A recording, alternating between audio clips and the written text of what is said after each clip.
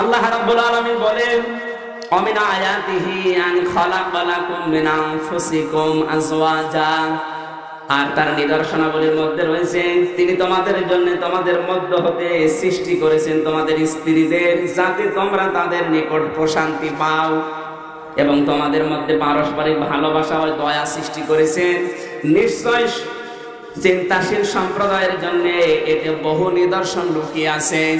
এখানে সবার জন্য আয়াত না, অন্তত যারা একটু চিন্তা ভাবনা করে, যাদের চিন্তা চেতনা করার সময় বা অবকাশ আছে, তাদের জন্য আজকে আয়াত থেকে অন্তত 3টা শিক্ষা আমরা বের করব। কয়টা?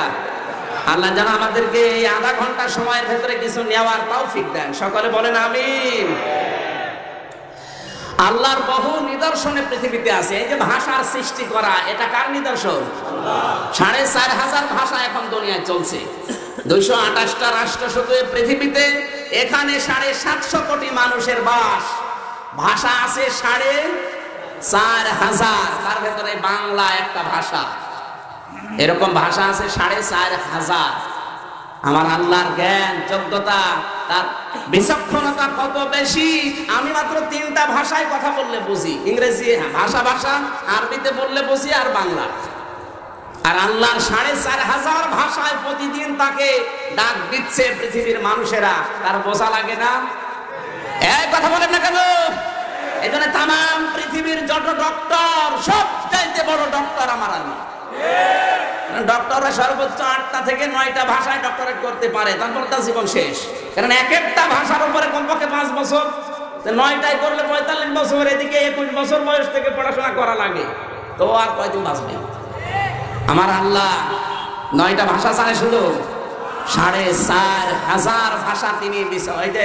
এরপরের আয়াত ছিল আমিন আয়াতিহি খালকুস সামাওয়াতি ওয়াল আরদ ওয়া ইখতিলাফু আলসিনাতিকুম ওয়া আলওয়ানিকুম, তিনি তোমাদের ভাষা বানিয়েছে, তোমাদের রং বেরং এটা আল্লাহ নিজে বানিয়েছে। এজন্য যারা চিন্তা করে তারা এমনিতেই আল্লাহর সামনে মাথা নত করবে। যাদের চিন্তা নেই তাদের জন্য এই সময় আয়াত না। আপনি চিন্তা করবেন আজকের আয়াত নিয়ে। বহু নিদর্শনের ভেতরে অন্যতম নিদর্শন হচ্ছে এই, তোমাদের ভেতর থেকেই তোমাদের স্ত্রীদেরকে আল্লাহ বানিয়েছে।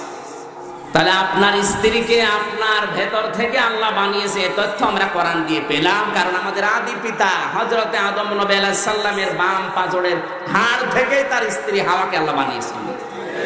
বলেন, আল্লাহ পাক বলেন তাকে যখন বানিয়ে বাম পাশে রেখে দিয়েছি, ঘুমের তন্দ্রা আচ্ছন্ন ছিল। ঘুম থেকে ওঠার পরে তাকিয়ে দেখে একটা মেয়ে লোক সুন্দরী সুশ্রী বসে আছে। এই পৃথিবীতে 4জন মহিলাকে আল্লাহ সব চাইতে সুন্দরী বানিয়েছিলেন। তার 1 নম্বরে হযরতে হাওয়া আলাইহিস সালাম, 2 নম্বরে বিশ্ব নবীর মেয়ে ফাতেমাতুজ জাহরা, 3 নম্বরে হযরতে ইব্রাহিম নবীর প্রথম স্ত্রী হযরতে সারা রাদিয়াল্লাহু তাআলা আনহা, 4 নম্বরে ইউসুফ নবী আলাইহিস সালামের স্ত্রী জুলাইখা। এই 4জন মহিলার মতো সৌন্দর্য, কাটিং, গঠন আল্লাহ পৃথিবীর কোন মানুষকে দেয়নি। ঐশ্বরিয়া রায় এসে করে আছে, এরে দেখলেই মানুষ পাগল হয়ে যায়। তাহলে জুলাইখাকে দেখলে, ফাতেমাতুজ জাহরাকে দেখলে তো না খেয়ে থাকা লাগে।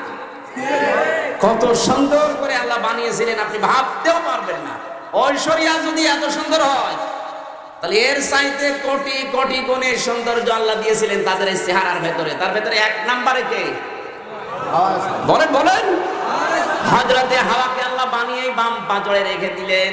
এত সুন্দর সুশ্রী আদম নবী ঘুম থেকে উঠে তাকিয়ে ডাক দিয়ে ধরতে যাচ্ছিলেন।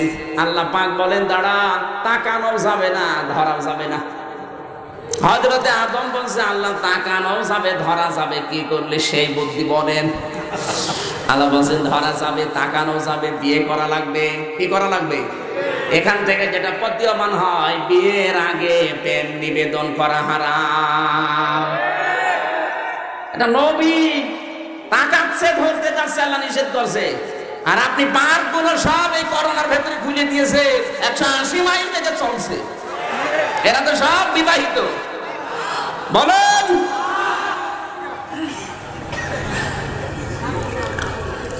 গাজীপুরবাসী হযরতে আদমকে আল্লাহ বললেন বিয়ে করতে হলে দেড় মোহর দেওয়া লাগবে।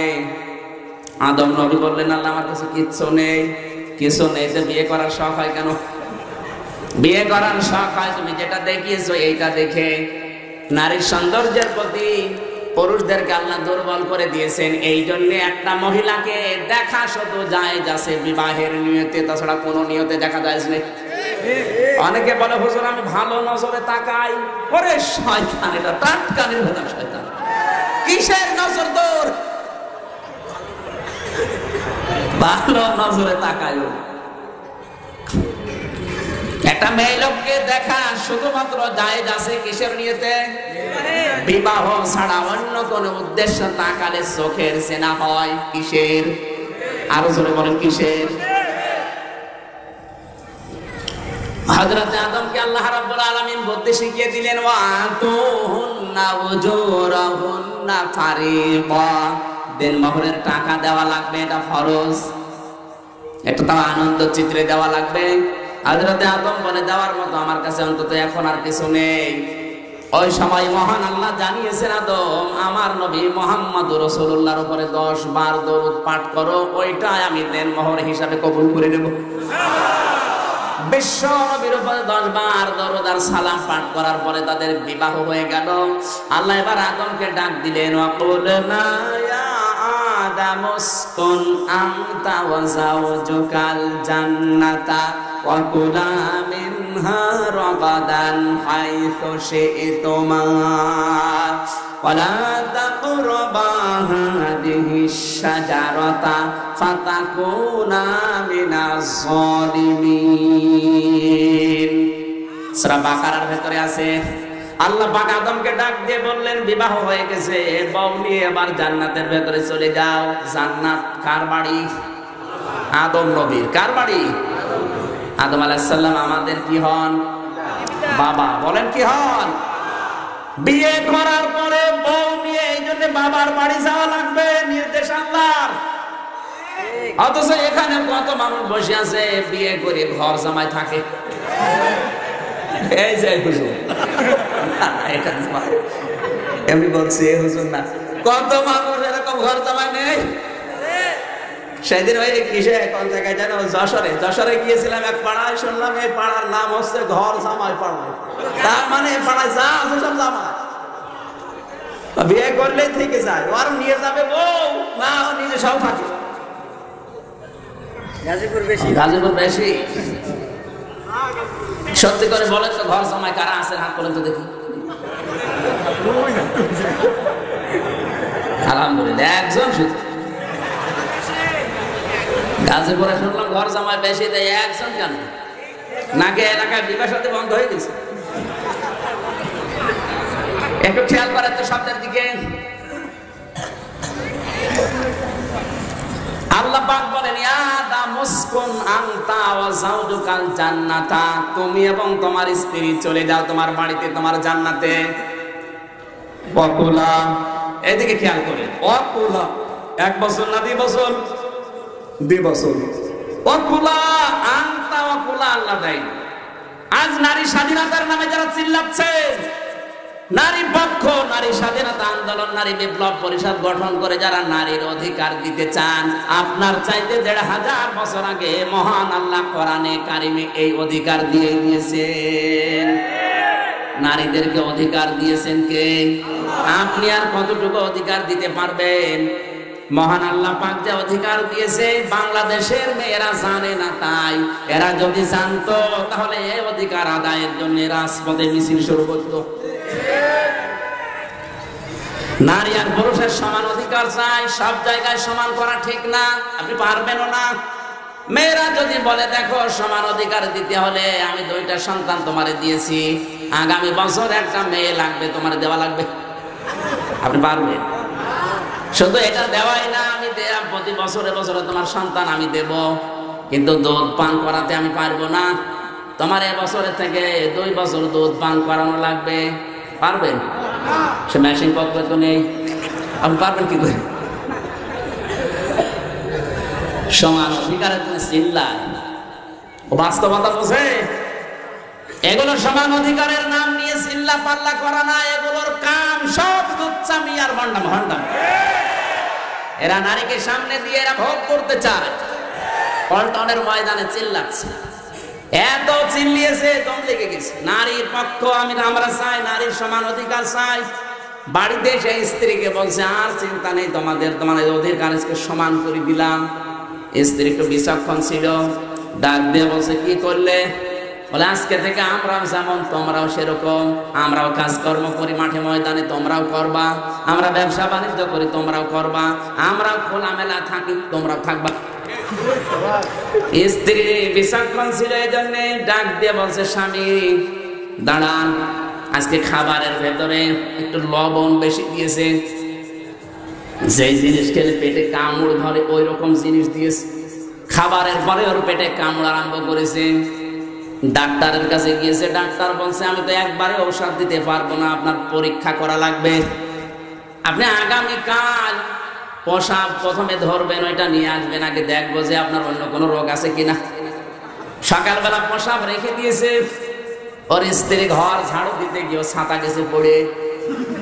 চিন্তা করছে আল্লাহ তোমার এমনি মারধর করে, প্রসাব ফেলে দিয়েছে, তোমার মেরেই ফেলবে।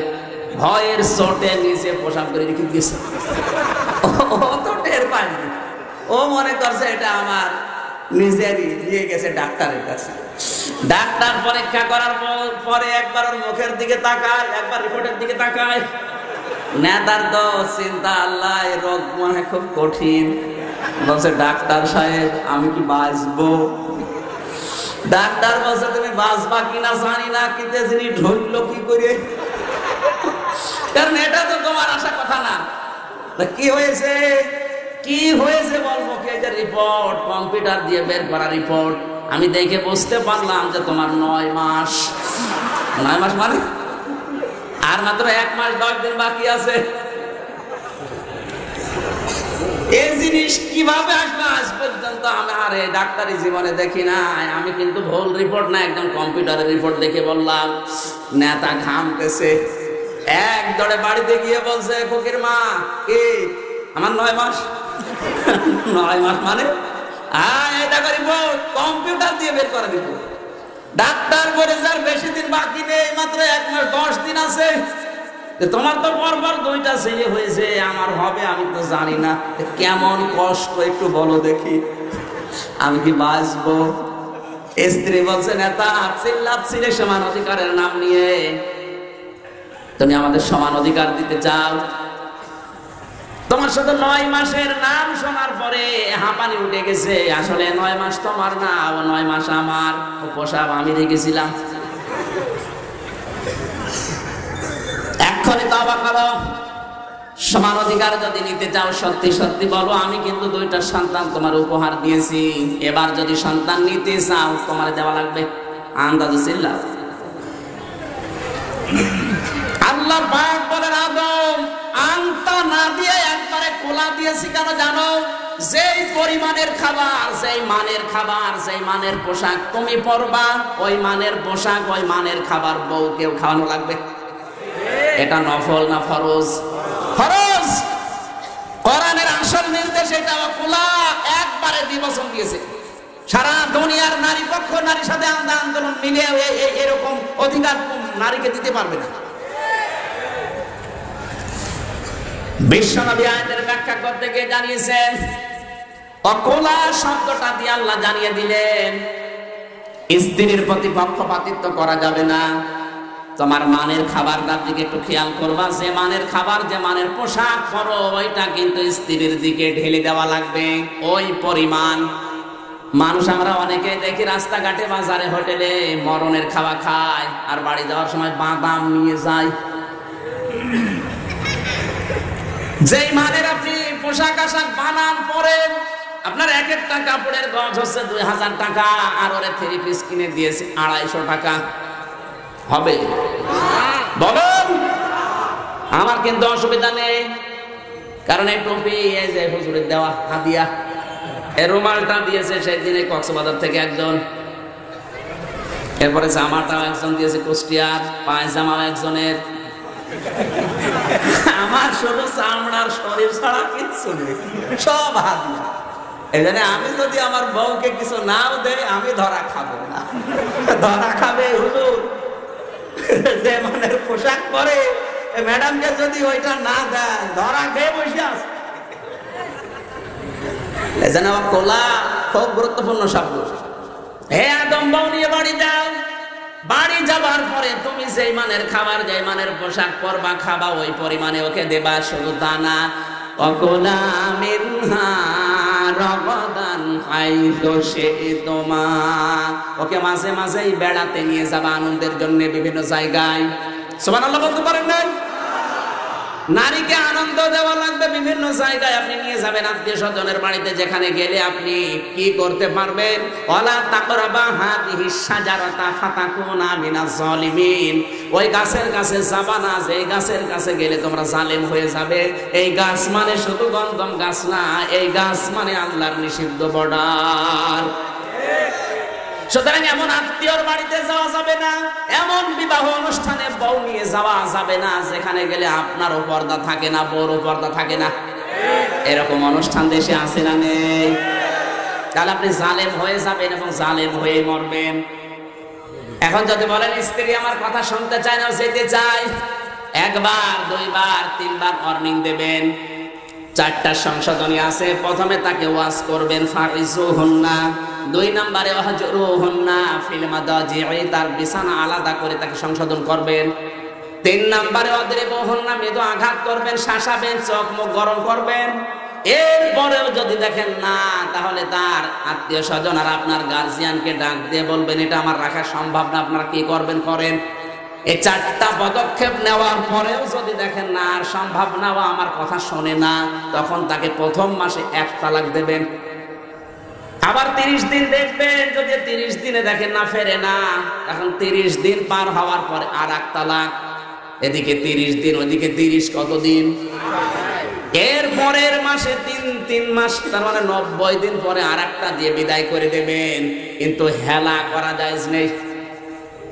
এই যে হেলা বলে যেটা বাংলাদেশে চালু করা আছে, বিয়া তালাক দেওয়ার পরে আর একজনের সাথে বিয়ে দেয়, কন্ট্রাক্ট থাকে, তুই কয়েকদিন পরে ছেড়ে দিবি, আমার বউ আবার আমার কাছে আসবে। এই হেলা করা হারাম। কিসের হেলা? আপনার যদি সংসার করতে আর না হয় 3 তালাক দেওয়ার পরে ওটা একদম শেষ। হ্যাঁ, ও যদি ইচ্ছা করে বিয়া করার পরে যদি কোনো জায়গায় থেকে আবার তালাক প্রাপ্ত হয়, ছেড়ে দেয়, এরপরে ইদ্যত পালন করার পরে আপনি বিবাহ করতে পারবেন। আপনার তখন তো ভালোই রুচি নেবে নাকি? ও কথা বলছে না। এই জন্য তালাকের মতো নিকৃষ্ট কাজ খালি রাগ হলেই বলে ফেলবেন না, তোর 14 বংশ তালাক দিয়ে দিলাম। তালাক দেওয়ার সিস্টেম আমি কয়টা বলেছি, কয়টা ধাপ বলেন বলেন। প্রথমে তাকে ওয়াজ করা লাগবে। কি করা লাগবে? এরপরে বিছানা আলাদা করে দেখবেন যে সংশোধন হয় কিনা। এরপরে মারধর করা, চক্রানো, গরম দেওয়া। এরপরে শেষ পর্যায়ে গার্জিয়ান ডাক দিয়েও যদি আর না হয়, 90 দিন সময় পাচ্ছেন। কতদিন? এতগুলো স্টেপ পার করার পরে আল্লাহ চায় যে সংসার অন্তত আলাদা হোক, কারণ এই মহিলার জন্য তুমি জাহান্নামে যাবে, আল্লাহ এটা চাই না। কারণ অধিকাংশ পুরুষ মানুষ জাহান্নামে যাওয়ার জন্য সর্বোত্তম যেটা সর্বশ্রেষ্ঠ মাধ্যম হচ্ছে তার স্ত্রী, এবং তাকে জান্নাতে নিয়ে যাওয়ার জন্য সর্বোত্তম মাধ্যম হচ্ছে তার স্ত্রী। কেন বললাম এই কথা? বিশ্বনবী মুহাম্মদুর রাসূলুল্লাহ সাল্লাল্লাহু আলাইহি ওয়াসাল্লাম তার মেয়েকে মাঝে মাঝে বিভিন্ন কাহিনী শোনাতেন। একদিন ডাক দিয়ে বললেন, মা ফাতেমা, আল্লাহ পাক তোমাকে খাতুনে জান্নাত ডিগ্রি দিয়েছে। কি খাতুনে জান্নাত? মানে জান্নাতের নেত্রী, সরদারিনী। তুমি জান্নাতের সমস্ত মেয়েদের নেত্রী হবে, এই দায়িত্ব আল্লাহ তোমার দিয়েছে, ডিগ্রিটা। পাশে ছিল তার মা খাদিজাতুল কুবরা রাদিয়াল্লাহু তাআলা আনহা। তিনি বললেন, হে রাসূল, খাতুনে জান্নাতের ডিগ্রি আমার মেয়েকে আল্লাহ দিল, আমারে দিল না কেন? আমি ইসলামের উপরে অবদান আমার কি কম আছে? আল্লাহর নবী বললেন, খাদিজা, আমি কিন্তু এটা দেইনি, এটা আল্লাহ নিজে দিয়েছেন। আল্লাহ দেওয়ার কারণ আমি পেয়েছি 2টা। 1 নম্বরে তোমার মেয়ে ফাতেমা আর তোমার ভেতরে পার্থক্য এই, তুমি ঈমান এনেছো 55 বছর বয়সে। কত?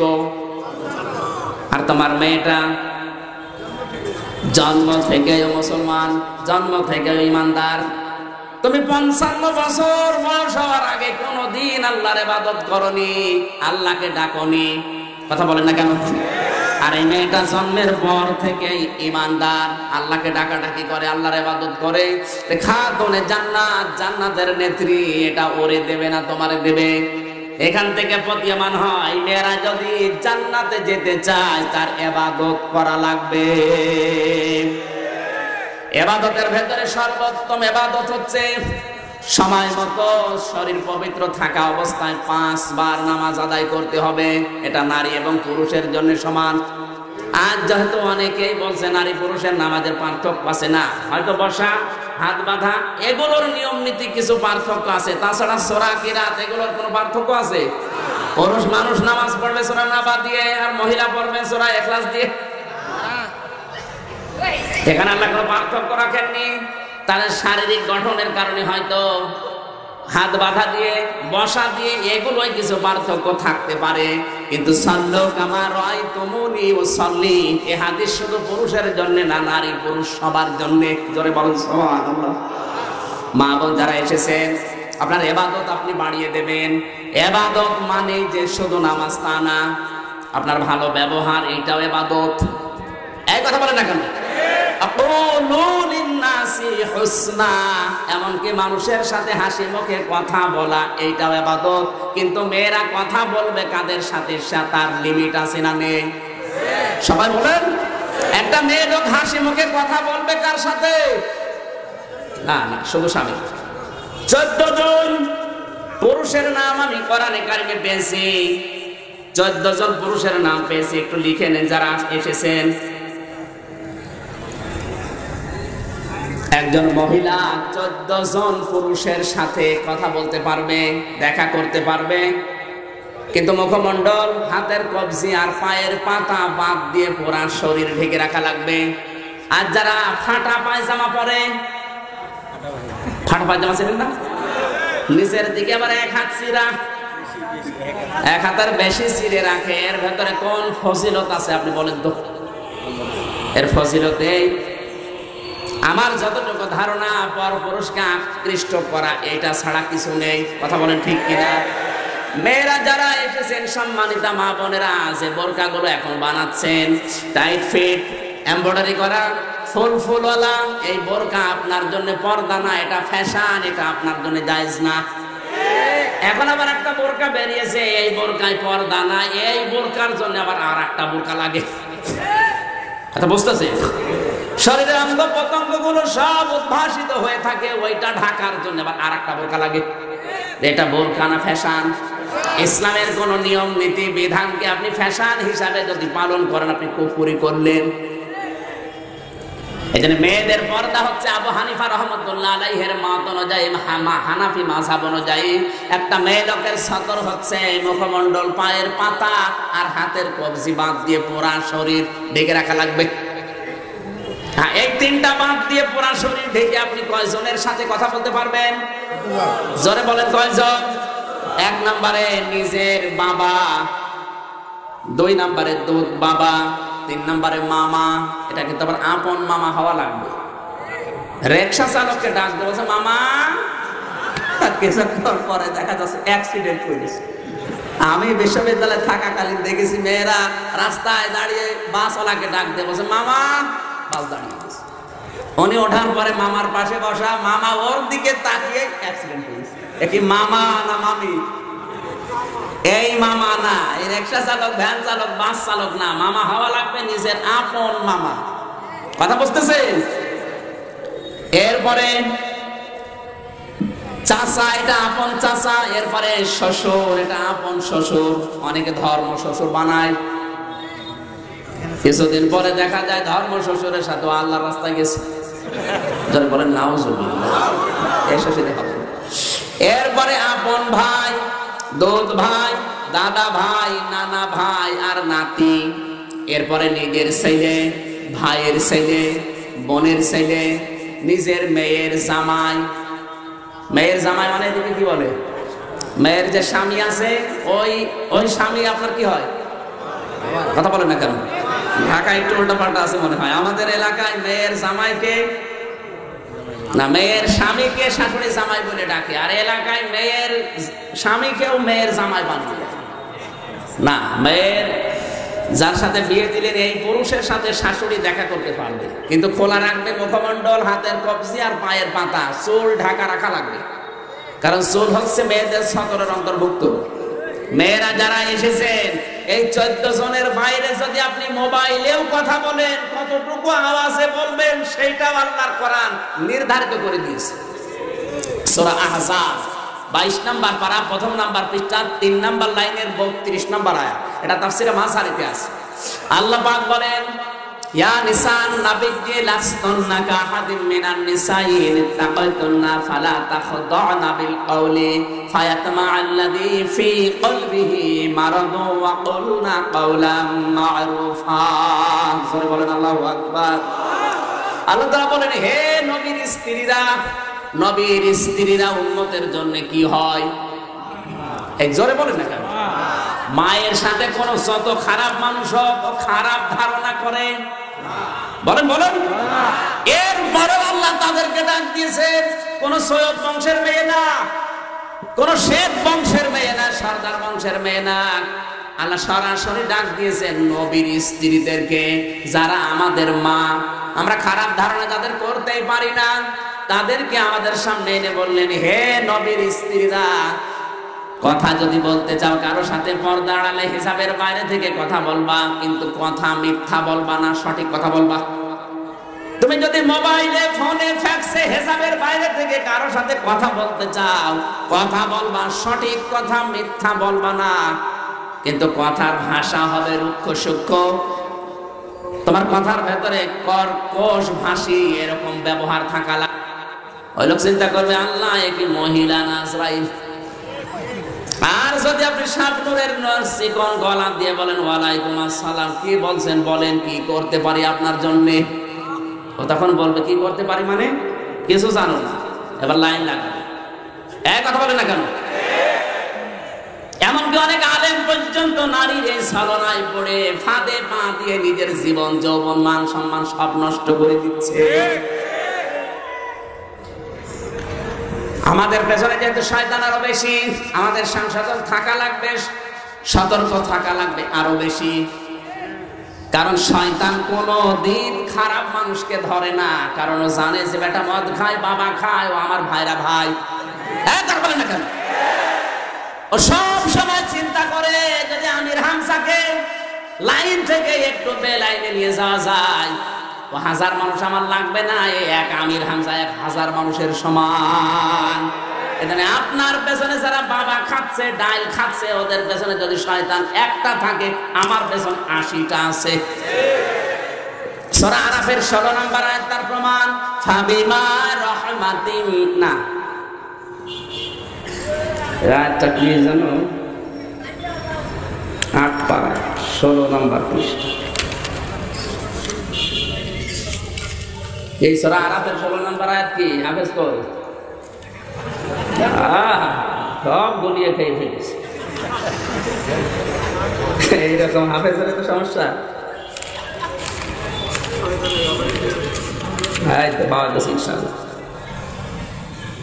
আল্লাহ পাক বলেন, ক্বালা ফাবিমা আগওয়াইতানি লাআকুদান্না লাহুম ইলা সিরাতাকাল মুস্তাকিম। না, লাআকুদান্না লাহুম সিরাতাকাল মুস্তাকিম। আল্লাহ ওই সময় চ্যালেঞ্জ দিয়ে জানিয়েছে শয়তানকে যে তোকে আমি 2টা জিনিস থেকে বঞ্চিত করলাম, কোনোদিন শয়তান করে আমি ক্ষমা করব না, কোনোদিন করে আমি জান্নাত দেব না। ওই শয়তান বলেছিল, আল্লাহ আমিও 3টা জিনিস চাই। 1 নম্বরে হায়াত চাই, 2 নম্বরে ক্ষমতা চাই, 3 নম্বরে ক্বালা ফাবিমা আগওয়াইতানি লাআকুদান্না লাহুম সিরাতাকাল মুস্তাকিম। তোমার বান্দাদেরকে ধোঁকা দিয়ে, বোকা বানিয়ে জাহান্নামে নেওয়ার জন্য আমি ভালো ভালো রাস্তার মোড়ে মোড়ে বসবো। এই জন্য শয়তান কিন্তু খারাপ মানুষের কাছে থাকে না, যায়ও না, কারণ জানে যে একে বেশি করা লাগবে না। সবসময় বেশি শয়তান লেগে থাকে ভালো মানুষগুলোর পেছনে। কথা বলে না কেন? এই জন্য আমাদের আরো সতর্ক হওয়ার দরকার আছে না নেই? বিশেষ করে মেয়েলি বিষয় নিয়ে যারা আলেম আছেন, যারা এই লাইনে আছেন, তাদেরকে বলছি, একজন পুরুষের জন্য সব চাইতে ক্ষতিকারক হচ্ছে 2 জন মহিলা। একটা হচ্ছে শালী আর একটা হচ্ছে ভাবি। শালী মানে শুধু আপনি বিয়ে করেছেন স্যার তার বোন, ওইটা শালী না, এরকম হাজারো শালী দেশে আছে। ভাবি মানে শুধু ভাইয়ের বউ না, এরকম বহু ভাবি দেশে আছে। আমাদের চুয়াডাঙ্গা জেলার আলমডাঙ্গা থানা এক ভাবি ভোটে দাঁড়িয়েছে, নাম তার রাঙা ভাবি, নামই ওইটা। সবাই আমার রাঙা ভাবু বলে ডাকে, দেখতেও রাঙার মতো, কারণ পোস্টার দেখলাম, আমি সরাসরি তো দেখিনি। একজন মেয়ে লোকের জন্য ভয়ঙ্কর এবং গুরুত্বপূর্ণ সাপের মতো, আজরাইলের মতো দুইজন পুরুষ, একজন হচ্ছে দুলা ভাই আর একটা হচ্ছে দেবর। অথচ এই দুইজনের সাথে দহরম মহরম মেয়েদের বেশি। কথা বলেন না কেন? সতর্ক থাকবেন এই দুইজন থেকে। দোলা ভাই মানে শুধু আপন বোনের বর না, এরকম বহু দোলা ভাই আপনার কাছে কল দেবে। কথা বলেন না কেন? এইরকম দোলা ভাই যারা কল দেবে তাদের সাথে কথা বলতে হলে আপনার ভাষা হবে রুক্ষ সূক্ষ্ম, উল্টা পাল্টা গরম দিয়ে কথা বলবেন। ওই বেটার মনের ভেতরে শয়তানি থাকলেও দূর হয়ে যাবে। আর যদি মনে করেন না এটা আমার আপন দোলা ভাই, আপনি সব হারাবেন। এখন হারাচ্ছে না? কথা বলে না কেন? দ্বিতীয় নম্বর, একজন মেয়ে লোকের জন্য মারাত্মক ভয়ঙ্কর শত্রু হচ্ছে তার দেবর। সে যে দেবরই হোক, দেবর থেকে নবীজি বলেন এটা মৃত্যু তুল্য, এটা আজরাইল দেখলে যেমন ভয় করে মেয়েরা, আজরাইল দেখলে মানুষ যেমন ভয়ে ভয়ে থাকে, দেবরকে দেখলে ওরকম ভয়ে ভয়ে থাকা লাগবে। অথচ কত মানুষ এই গাজীপুরে বিয়ে করার পরে বউকে তার ভাইয়ের কাছে রেখে উনি বিদেশে গেছে, কিয়ামতের আগে আসবে। কিয়ামতের আগে বাঁচবে না, ও আল্লাহর রাস্তায় রেখে দিয়েছে। এগুলো বেশি হয় বরিশাল বিভাগে। আমি ওখানে থেকে ছোটবেলা থেকে মানুষ, অধিকাংশ বরিশালের মানুষ সব যায় আল্লাহর রাস্তায়, বউ রাখে আর ওর ভাই আছে। অথচ বছরে বছরে ছেলে মেয়ে হচ্ছে। আমি আর নিচে নামলাম না। কথা বলছে না কেন? জানি এখানে বরিশালের লোক আছে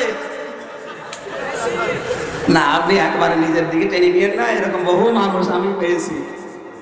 আমাদের সতর্ক হওয়া লাগবে মেয়েদের। ইবাদত মানে কি? শুধু নামাজ পড়া, রোজা রাখা না। সম্মানিতা মা বোনেরা, আজ হাজারো শাশুড়ির শুধু উদাসীনতার ছোট মনের কারণে পরিবারের কোনো ইবাদত এখন আর এই দেশে নেই। অধিকাংশ মেয়ের মা যারা, তারা গল্প করে বসে বসে, ও বউ কি আমার জামাইটা আল্লাহর ওলি, আমার মেয়ে যা বলে ও তাই শোনে, উঠতে বসতে সব সময় আমার মেয়ের আনুগত্য করে চলে। এরকম জামাই দেশে একটাও নেই। আর আমার ওই যে ছেলেটা টাটকা হারামজাদা। কেন? কারণ ও ঘুরতে ওর বড় কথা শুনে। কার কথা শুনছিল? কথা বলছে না কেন? আমি মানুষ। মাঝে মাঝে আবার বলে আমার ছেলেটা বউ পাগল, বিয়ে দেওয়ার আগে খুব ভালো ছিল, বিয়ে দিয়ে এখন শুধু বউ নিয়ে থাকে। আরে আপনার তো কপাল ভালো যে আপনার ছেলে আপনার বৌমা নিয়ে ব্যস্ত আছে, অন্য কোনো জায়গায় লাইন লাগায়। আপনি আরো উৎসাহ দেবেন আর আপনি আরো এই জায়গায় আঘাত করেন। এই কারণেই তো অধিকাংশ পরিবারের শান্তি নেই। কথা বলে না কেন? যে সমস্ত শাশুড়ি আর শ্বশুরের কারণে পুত্রবধূরা অশান্তিতে আছে, তিরমিজি শরীফের হাদিস, এই শ্বশুর আর শাশুড়ি ঈমান নিয়ে মারা যেতে পারবে না। মানুষকে কষ্ট দিয়েছে, এই কারণে বেঈমান হয়ে মরবে, নামাজ রোজা সব বিধা। এরকম শ্বশুর শাশুড়ি দেশে নেই। সম্মানিত ভাইরা, মা বোনেরা, আমি দ্বিতীয় পয়েন্টে যাচ্ছি না, শেষ করে দেব। আল্লাহর নবী মুহাম্মদ রাসূলুল্লাহ সাল্লাল্লাহু আলাইহি সাল্লাম জানিয়ে দিলেন, মা ফাতেমা, তোমার মা তোমারে আজকে খাতুনে জান্নাত ডিগ্রি দেওয়ার পরে সহ্য করতে পারছে না। ভালো করে শুনে রাখো, ও খাদিজাতুল কুবরা, তোমার মেয়ে ফাতেমাকে আল্লাহ জান্নাতের সরদারিনী বানিয়েছে এই কারণে, কারণ তুমি 55 বছর আগে পর্দা কি বুঝতে না। মক্কায় বিভিন্ন মানুষের সাথে তোমার দেখা সাক্ষাৎ করা লেগেছে ব্যবসায়িক কারণে। তোমার নাক কেমন, মুখ কেমন সব মানুষ দেখেছে, আন্দাজ করা শেষ। কিন্তু ঘরের ভেতরে যে মেয়েটা আছে ফাতেমা, ওকে দেখেছে কয়জন? হযরতে খাদিজা বললেন, হে নবী, হে রাসূল, ও তো জন্ম থেকেই পর্দা নিষেধ। এখান থেকে আমরা বুঝলাম মেয়েরা যদি খাতুনে জান্নাত ফাতেমাতুজ জাহরার সাথে জান্নাতে যেতে চায়, অবশ্যই তাদেরকে পর্দা মেনে চলা লাগবে। যারা পর্দা মানে না, ওদের জন্য জান্নাত হারাম, এটাই ফাইনাল কথা। ওদের নামাজ রোজা হজ যাকাত সব বৃথা, কারণ মেয়েদের প্রথম ফরজ হচ্ছে পর্দা। বলেন, আর পর্দা মানে ঘরের ভেতরে পড়ে থাকবেন আর বাইরে আসবে না। না, আকরনা ফি বুয়ুতিকুন্না ওয়ালা তাবাররাজনা তাবাররুজাল জাহিলিয়াতিল উলা। মেয়েরা ঘরের পরিবেশে থাকবা, বাইরে যাওয়ার সময় তাবাররুজ করে জাহিলি যুগের মেয়েদের মতো বের হবা না। এখানে তাবাররুজের অর্থ আমি পেয়েছি তিনটা। এক নম্বরে যেই মেয়েরা বাইরে আসার সময় সাজগোজ বাড়িয়ে দেয়, দুই নম্বরে মাজাহিরে তুলে চলে, তিন নম্বরে ৮-৬০ ছোটখাটো পোশাক পরে বের হয়, এগুলো তাবাররুজের অর্থ। কিসে? আমাদের মেয়েদের আল্লাহ তাবাররুজের তিনটি অর্থ থেকে যেন বাঁচিয়ে দেন, আমিন। আমরা স্ত্রীর কিছু দায়িত্ব আর কর্তব্য ছিল, বিশেষ করে স্ত্রীর দায়িত্ব 4টা আর স্বামীর দায়িত্ব 4টা। আমি 11টা পর্যন্ত সময় নিয়েছিলাম, 11টা 5 বাজছে। আমি আর কথা বলছি না, শেষ করে দিলাম। আপনাদের ভয়দের বাদ হয়তো ভেঙে যাচ্ছে। আমার লিখিত যে 4টা বইগুলো আছে গাড়িতে, ও যে সামনে গাড়ি দেখতে পাচ্ছেন, ওখান থেকে নিয়ে যাবেন। বাম পাশে আছে গাড়ি, বাম পাশে আছে, যাদের লাগে ওখান থেকে নিয়ে যান। আগামীতে কোনো জায়গায় আসলে মাওয়াদ্দাতা ওয়া রাহমার উপরে কথা বলবেন ইনশাআল্লাহ। আল্লাহুম্মা আমিন। রব্বানা যালামনা আনফুসানা ওয়া ইল্লাম তাগফির লানা ওয়া তারহামনা লানাকুনান্না মিনাল খাসিরিন। রব্বুল আলামিন সূরা রুমের 21 নম্বর আয়াত নিয়ে আমরা আলোচনা করছিলাম। চাতক পাখির মতো তোমার বান্দা বান্দীরা বসে আছে কোরআন শোনার জন্য, এত পাগল যারা, এদেরকে তুমি কোরআনের হেদায়েত দিয়ে দাও। মোনাজাতটা বসে করেন ভাই, মোনাজাতটা বসে করেন, বসেন।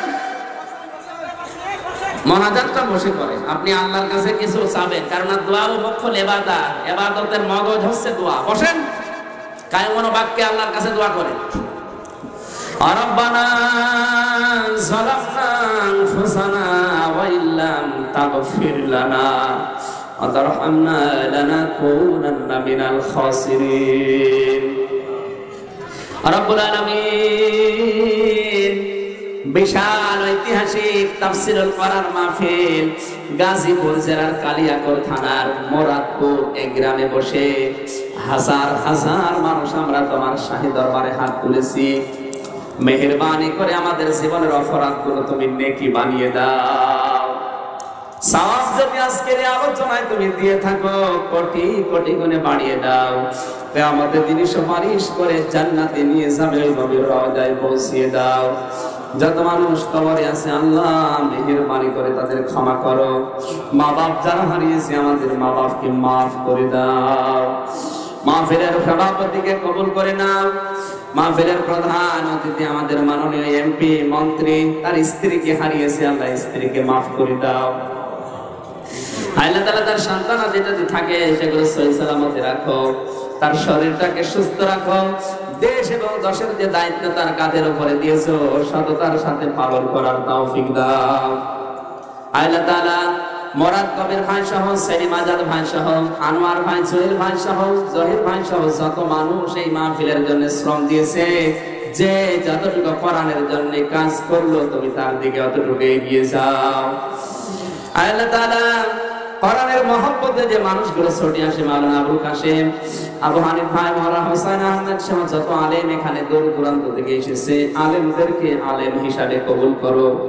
সম্মানিত মা এবং বোনেদের দায়িত্ব আমরা বলছিলাম, তুমি মেয়েদেরকে ফাতেমা জোহরার মতো বানিয়ে দাও। অনেকের রোগ শোক আছে, শেফায়ে কামেলা আজিলা দান করো। রব্বুল আলামিন করোনার এই মহা প্রাদুর্ভাব চলছে যারা দুনিয়ায়, আমাদেরকে তুমি যেভাবে রক্ষা করেছো, আমাদেরকে তুমি আরো বেশি করে রক্ষা করো। করোনার এই মহা প্রাদুর্ভাব থেকে তুমি আমাদের বাঁচাও। যারা করোনায় মারা গেল তাদেরকে শাহাদাতের মরণ দাও। যে মানুষগুলো এখনো বেঁচে আছে, এই রোগ থেকে তুমি চিরতর আমাদের মুক্তি দান করো। বাংলাদেশ নিয়ে যে ষড়যন্ত্র চলছে, বিশেষ করে কিছু উগ্রবাদী উগ্রপন্থী মানুষেরা, আল্লাহ তুমি তাদের ষড়যন্ত্রকে নস্যাৎ করে দাও। আলেমদের বিরুদ্ধে যারা স্লোগান দেওয়ার সাহস পায়, আমরা জানিয়েছি এই দেশে ষড়যন্ত্র করে কোনো লাভ হবে না। জাতি যেন উচিত জবাব দিতে পারে, সেই বোঝ জাতিকে দিয়ে দাও। রব্বুল আলামিন আমাদের প্রধানমন্ত্রী শেখ হাসিনা থেকে শুরু করে যত মানুষ দায়িত্বে আছে, সততার সাথে পালন করার তৌফিক দাও। এই দেশে যত মানুষ মাসলুম হয়ে আছে, এই জালেমের জুলুমের কারণে আল্লাহ তাদেরকে তুমি মুক্তি দান করো। আল্লাহুম্মা গফিরলি ওয়ারহামনি ওয়াহদিনি ওয়াফিনি